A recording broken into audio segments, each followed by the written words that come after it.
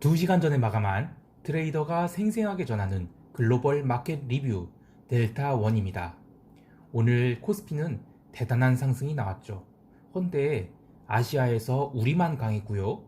유럽은 독일이 또 빠졌고 미국은 장중 조정 싹 위로 감아 올렸고 그럼에도 불구하고 유로화는 또 신고가 가고 시장이 정말 미쳐있는 것은 많지만 냉정하게 시장이 리스크 온 요소와 오프 요소들을 점검해 봐야겠죠.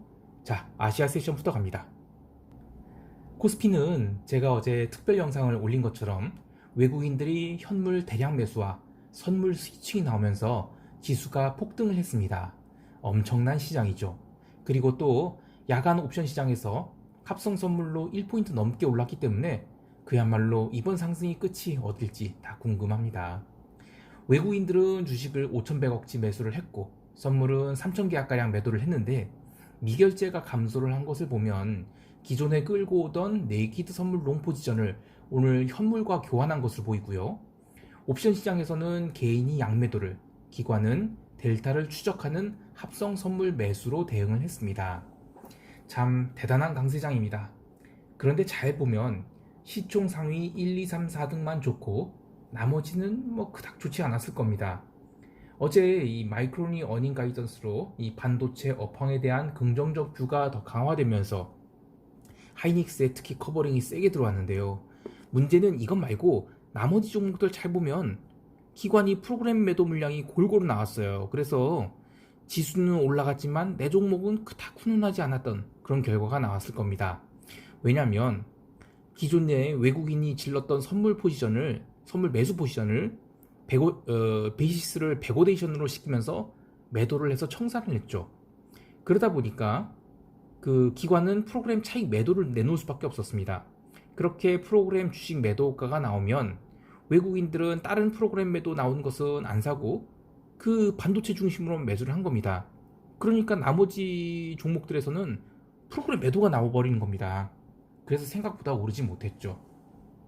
자, 이렇게 파생상품 시장을 이용하는 게 시장이 생긴 원리 그대로 이용하는 것인데 일반 개인과 같은 투기꾼들이 오를 거야 콜 사고 내릴 거야 풋 사고 망했네 손절하고 좋다가 더 사고 그러다가 밀리면 손절하고 뭐 이런 식으로 파생상품 시장을 이용하면 과연 돈을 얼마나 벌 수 있겠습니까?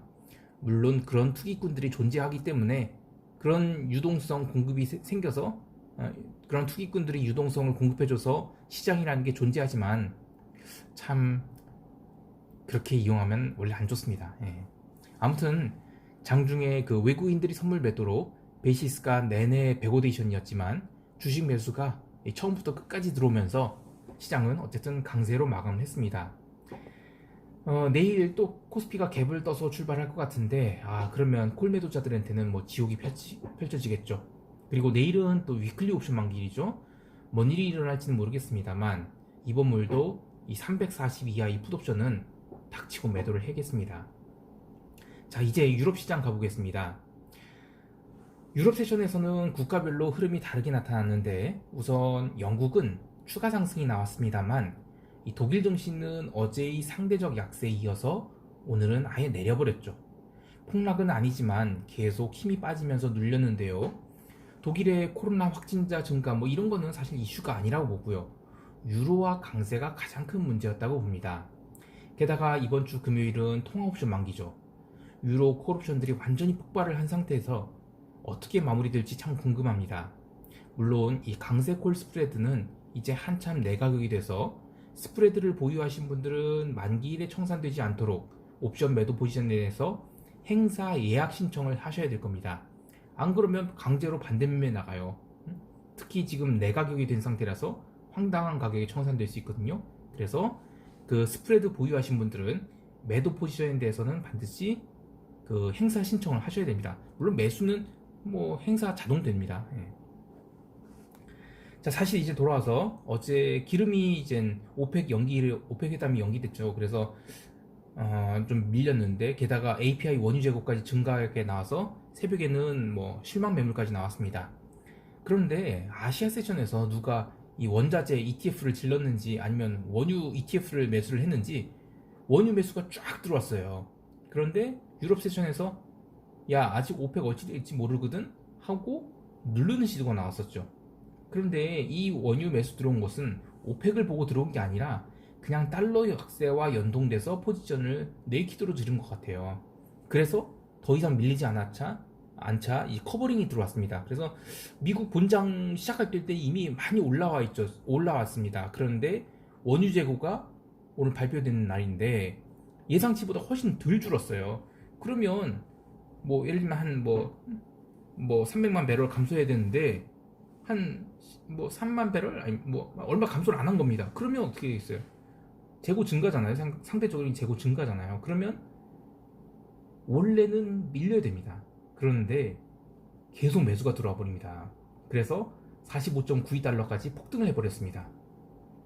이쯤 되면 아니 API 원유 재고도 증가해, 쿠싱 원유 재고도 덜 줄었어. 그런데 왜 기름이 폭등하냐고, 이렇게 기름 숏돌이들이 분노에 찬 외침이 들릴 수 있는데요. 시장이란 게 그렇습니다. 이 경제 지표에 우선하는 게 수급입니다. 그리고 수급이 종류는 참 다양해서 그냥 날로 들어오는 것도 있고 해지도 있고 포지션 리밸런싱도 있고, 그래서 원유가 뭐 재고가 증가했어, 그러면 유가 하락, 단순히 이런 공식으로만 생각하면 안 됩니다. 물론 이 새벽 2시 15분 고점 찍고는 상승분을 상당량 반납해서 다시 45달러 이하로 마감을 했는데, 이거는 이길 오펙 회의가 여전히 캄캄하게 느껴지기 때문에 그런 거죠. 근데 이래서 참 기름은 매매하기가 어려운 종목입니다.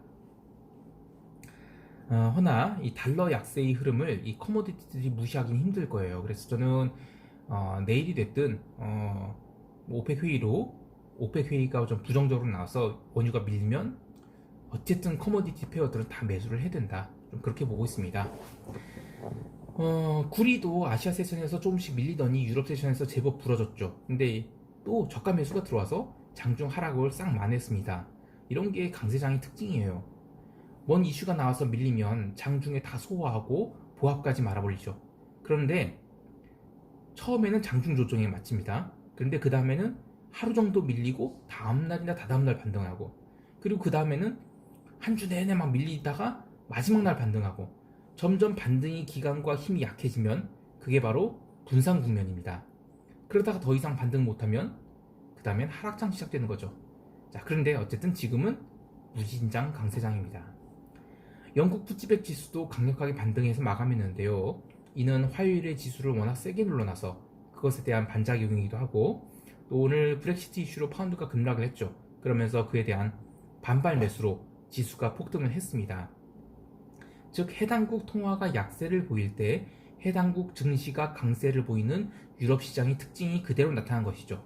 자, 그러면 이것을 독일 증시에 어떻게 적용해야 되냐면, 독일은 지금 뭐 코로나 이슈로 뭐 코로나 다시 증가했다고 해서 밀렸다고 하는데, 그거보다는 저는 유로화 강세라서 지금 밀린 거거든요.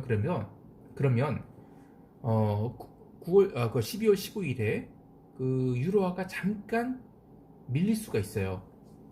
그때 독일 증시가 아주 폭등을 할 것이다, 그렇게 좀 예언을 하고 있습니다. 근데 이거는 너무 이 마바라 같은 예언이긴 한데 아직은 독일 증시에 적극적인 매수 안 하려고 합니다.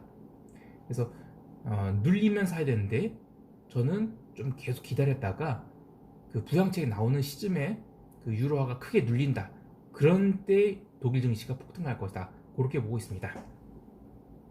자, 다시 돌아와서 이 경제지표 다시 좀 보면, 미국의 그 11월 ADP 고용 보고서가 미국 본장 전에 발표가 됐는데 30만 건으로 내려왔어요. 근데 컨센서스가 40만 건이었는데 10만 건이나 내려온 아주 나쁜 수치잖아요. 그래서 이미 그때 미국 지수 선물이 약세인 상황에서도 또 추가로 하락이 나오기도 했습니다. 근데 그 기본적으로는 지금 강세장이라서 이런 때는 미국 시장이 약세로 출발했다, 외부적인 이유로, 그러면 본장 딱 시작하고 빠르게 위로 말아야 됩니다. 근데 오늘 생각보다 약했어요. 그래서 그런 것들도 조금 부정적인 요소다, 그렇게 볼 수 있겠고요. 새벽 4시에는 미국 연준의 베이지북 공개됐죠. 근데 기업이 낙관론 줄고 뭐 바이러스 문제 더 커지고 있다 이러자 국채에서 손절매가 나왔습니다. 10년 국채가 아주 빡하고 부러지면서 저점을 찍었는데요. 근데 그 뒤로는 빠르게 보합권으로 올라왔습니다. 최근에 이젠 국채가 부러진 자리까지 올라오는 것은 쉽지 않겠지만 그 오늘 기록한 저점은 좀 의미 있는 저점 같아요. 그래서 이 국채를 다시 부러뜨리는 거 요거는 좀 시간이 좀 필요할 것 같습니다. 자, 이제 미국 세션 들어갑니다. 아시아 세션에서 코스피는 엄청 강세였지만 미국 지수 선물들은 계속 약세였습니다. 중국도 약하고 일본도 약하고 다 약한 상황에서 유럽마저 반등을 못하고 계속 내려오자 미국도 약보합 출발을 했습니다. 그런데 오늘 시장은 이런 기대감이 있었죠. 채권 가격이 부러졌으니까 분명 빅테크도 폭락할 거야. 그러나 저는 시황에서 이 빅테크가 폭락한다는 얘기 안 했습니다. 상대적 매력도가 떨어질 것이고 그러다 보면 나도 모르는 사이에 물려버리게 될 수 있다는 거죠. 그래서 숏, 그러니까 공매도를 치자는 얘기 아니라 비중을 축소하라는 얘기입니다. 강세장에서는 기본적으로 공매도를 치는 게 아니에요. 시장의 광기를 누가 말리겠습니까? 게다가 상승은 무한한 방면, 하락은 제로 이하로는 내려가지 않죠. 현금 비중을 늘리자는 얘기입니다. 오늘 그 리포트 뭐 나온 걸 보니까 뭐 JP모건에서 그 펠로톤이라는 그 종목의 비중 축소 의견을 내렸는데 그 내용을 보니까 뭐 PSR이 뭐 30배? 야, 그런데 이게 PSR이라는 게 이 프라이스 쉐일 그 프라이스 세일즈 레이쇼잖아요. 이건 옛날 그 나스닥 버블 때 쓰던 말인데 요즘에 시장이 하도 올라오니까 다시 그 말을 써서 꺼내서 이제 쓰고 있는데 PSR이 30배 이게 뭡니까 이게 정말. 아무튼 시장은 참 대단한 광기를 보이고 있습니다. 어쨌든 시장은 그 장 초반에는 미국 시장이 약했어요. 그러나 다우지수가 솔솔 올라오기 시작했죠. 기름 주식도 올라오기 시작했고 또 금융주들도 강세이고 해서 초반에는 확연히 S&P 다우 강세, 나스닥은 약세의 흐름이었습니다. 나스닥 파운비터는 장중 내내 이 마이너스권이었습니다. 근데 그렇다고 해서 시장을 막 밀어 제끼는 건 아니고요. 올라가려는 힘이 없었다. 그 정도? 그런 피곤한 장이었습니다. 개별 종목단에서는 테슬라의 하락이 눈에 띄는데요. 참 많이 달렸죠. 한 달 동안 50%가 뭡니까? 하여튼 참에 그 초반에는 좀 강하게 부러졌는데 그 뒤로는 고개를 들고 마감을 했어요. 근데 그닥 좋은 모습은 아닙니다. 이거 분산 국면이에요. 이 강세장이기 때문에 순환매가 나오곤 하지만 분명 과한 종목들은 계속 분산이 나오는 것 같습니다. 준비도는 어제 15% 하락을 했고 오늘은 1.61% 고작 그것밖에 반등을 못했어요. 그러니까 8월달이나 9월달 막 미친듯이 오를 때는 10% 내리면 다음날 10% 올랐거든요. 근데 지금은 그런 게 아니라는 겁니다.